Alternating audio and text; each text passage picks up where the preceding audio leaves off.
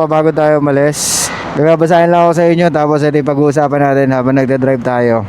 Okay, sabi niya, I am an avid fan po ninyo, which keep it private na lang sir sa personality ko. Sir, itanong ko lang kung what if ang girl na dinedate ko is romantic naman kami pag nag-date pero matipid mag-message or feeling ko tinatamad siya mag-message sa akin. Ano kaya ibig sabihin nun? At isa pa, tinanong ko din siya kung ano status namin. Ang sabi niya di pa siya ready mag-commit.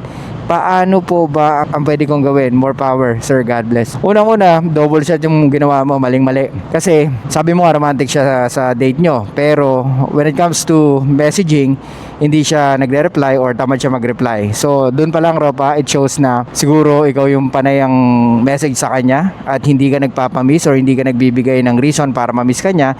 Kumbaga hindi siya nag-wonder sa'yo kaya tinatamad siya mag-reply. At yung isa na tinanong mo, maling-mali din yun. Natanungin siya kung ano na ba ang status nyo. Kasi unang-una, dapat hindi ikaw ang nagtatanong nun. Di ba mga Ropa, sinabi ko na to, hayaan mong mag-intay or hayaan mo magtanong yung babae sa'yo kung ano na kayo. Kasi dun mo makikita kung talaga mataas ang attraction niya sa'yo or ang interest niya sa'yo. Okay mga Ropa, di ba sabi ko sa inyo, maling-mali na tanungin mo ang babae kung ano na kayo. Kasi tayo ang may hawak ng relationship, hindi sila. Okay? Ang hawak nila is yung sexual access. Okay? Kaya pag tinanong mo kung ano na kayo, ibig sabihin, willing ka kaagad magbigay ng relationship kahit na hindi mo pa siya ganun kakilala. At it shows lang na hindi ikaw ang price. Kasi kung ikaw ang price, dapat siya yung nagtatanong nun. Di ba? Ibig sabihin, pag ikaw ang price, ikaw yung gusto niyang maging boyfriend sa lahat ng lalaking nakilala niya. Kasi nagtanong siya eh, ano ba tayo or ano na tayo? Pero since ikaw ang nagtanong, para sa kanya, wala kang challenge, Ropa. Dahil tinanong mo kung ano na kayo, what do you expect, Ropa? Eh di tayo na, hindi ganun. Kasi ikaw ang nagbibigay ng relasyon at hindi yung babaeng dinedate mo, Ropa. Gets? At kung tamad siya mag-reply, isa lang ibig sabihin nun. Lagi kang panay message, lagi kang available, panay kulit mo sa kanya, at masyado kang invested, Ropa. At ano pa, pwedeng hindi mo na-stimulate ang emotions niya or naa-arouse ang emotions niya. At lalo-lalo na, baka naboboard siya sa panay message mo sa kanya, Ropa. Kaya mga Ropa, iwasan yung maging ganito. Dahil hindi maganda sa paningin ng babae na lagi nyo silang kinukulit o lagi kayo nag-expect sa kanila na mabilis sila mag-reply or magre-reply sila kaagad. Like I said mga Ropa, ang babae nagbabase sa emosyon nila. Kaya pag hindi nagre-reply agad-agad yan, so ibig sabihin pwedeng may ginagawa yan or pwedeng talagang hindi ka trip niyan. Di ba? Or maybe pwede kang pagbigyan. Sige, magre-reply siya kahit na alam niya makulit ka. Para lang hindi siya magmukhang isnabera or mataray, magre-reply yan. Pero, wag mong isipin na may gusto na siya agad sa'yo. Okay? Lagi mong isipin, ano ba ako? Am I a good catch ba? Kasi if you are not a good catch, then talagang ganyan mga ikikilos nyo. Di ba? Yung lagi kayo message ng message, gusto nyo lagi siyang kausap, gusto nyo lagi siyang kasama.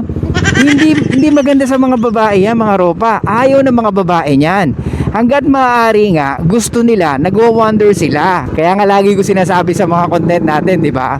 Ang babae, mas nai-inlove pag hindi natin sila kasama. Kasi nagwo-wonder sila. Iniisip nila kung anong ginagawa natin, nasan ka na. Kaya nga sinabi ko rin na huwag kayong makikipag-live-in sa jowa nyo.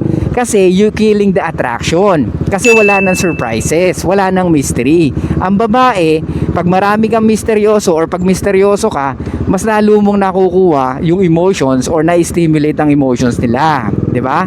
Pero pag nag-live-in kayong dalawa, wala nang surprises, Ropa. Kasi alam niya na. Pati kung paano ka humilik, kung paano ka gumising, paano ka matulog, anong oras ka gumising, 'di ba? Kung ano-ano yung mga routine mo na ginagawa bago ka matulog at paggising mo. So nawawalan ng thrill sa iyo yung EA pag nakipag-live-in ka sa kanya. Benefit sa kanya yon kasi alam niya na ikaw ang magbabayad ng place nyo, Ropa. Pwedeng ikaw din na naglalaba dahil yun ang pinangako mo sa kanya at ikaw rin na magluluto para sa kanya. So anong ending? Mabobord at mabobord yan, Ropa, kasi ginawa mo siyang prinsesa na dapat ine-earn niya yung bawat binibigay natin sa kanya. Huwag tayong mga tanga. Eto na naman ako, naiinis na naman ako bigla, oh. Kasi natatangahan ako sa mga lalaking please ng mga babae. Gusto lagi ilagay sa pedestal. When you put women on the pedestal, that's the easiest way to kick you in the face, Ropa. Di ba? Kaya nga ewan ko, ano bang nakukuha nyo sa pag-please ng EA? Alam nyo naman ang ending yan. Nawawalan sila ng gana. Ang tanging nakukuha mo, ang sarap sa pakiramdam mo, oh. Pero hindi nga nag-work yun. At hindi mahalaga kung anong nararamdaman mo, Ropa. Ang mahalaga kung paano mo dalhin ang isang relationship at kung paano mo ilid ang EA, Ropa. Gets? Kaya huwag kang mabuhay sa imahinasyon mo. Huwag kang mabuhay sa mga nai-imagine mo na dapat ganito kami, dapat ganyan kami. Ang imaginein mo yung sarili mo kung paano mag-lead ng mga babae. Hindi yung i-imaginein mo pag ginawa ko ito, magiging masaya siya. Anak ng puta, para kang babae, Ropa. Mas kinikilig ka pa sa kanya. Kaya ganyan usually ang makakamit yung sagot ng EA. Pag tinanong nyo, ano na ba tayo? Ano na bang meron sa atin dalawa? Sorry, hindi pa ako ready. Yan ang katangahan natin. Kasi nagtatanong tayo na tayo ang may hawak ng relationship pero sila ang pinagdidesisyon nyo. Diyan tayo mga mali, Ropa. Kaya uulitin ko, huwag nyong tatanungin ng babae kung ano na kayo. At lalo na, huwag nyong kukulitin sa message pag naboboard kayo. Kasi it's obvious lang na walang magandang nangyayari sa inyo. Na ngayong nire-replyan ka, kaya lang merong magandang nangyari sa buhay nyo. Diba? Huwag mo naman ipakita na talagang uhaw ka sa kanya. Ipakita mo rin naman na may ginagawa ka or may ibang nangyayari pa sa buhay mo, Ropa. Anong ikikwento mo sa kanya kung wala ka namang ginagawang iba, Ropa? Diba? Kaya konting ano naman mga Ropa, common sense. Pag ang babae hindi nagre-reply, ibig sabihin too much ka na. Okay? Yes, andun tayo na busy siya. Pero kadalasan ang babae kahit busy yan, pag gusto ka niyan, magre-reply yan. Isa lang ang sagot sa tanong mo, hindi ka niya gusto, Ropa. Lalo na nung tinanong mo kung ano na ba kayo, Ropa. It shows lang na talagang ayaw niya at wala kang pag-asa. And I don't think magiging kayo, Ropa. Pero kung maging kayo man, congratulations sa'yo. Pero sana, totoong attracted siya sa'yo, Ropa. Okay? So yun mga Ropa, ano natutunan natin dito? Anong takeaway natin dito? Stop giving woman too much attention. Okay? Kasi nagmumukha kang needy. Yan ang ayaw ng mga kababaihan.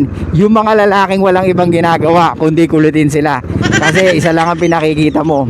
Wala kang ibang diskarte sa buhay mo at ginagawa mo siyang mundo. Okay? Hindi pwedeng umikot ang buhay ng lalaki sa isang babae lamang.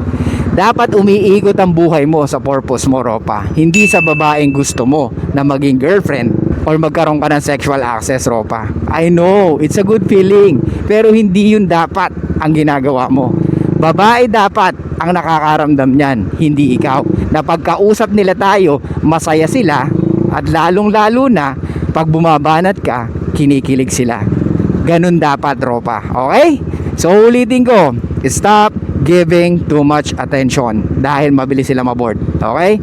So make them wonder. Make yourself more mysterious. Kaya lagi natin sinasabi, be fucking mysterious mga Ropa, di ba? Okay, so yun lang guys. Thank you so much. I'll see you guys next time. Show love. Peace out. And be fucking mysterious mga Ropa. Traffic ah.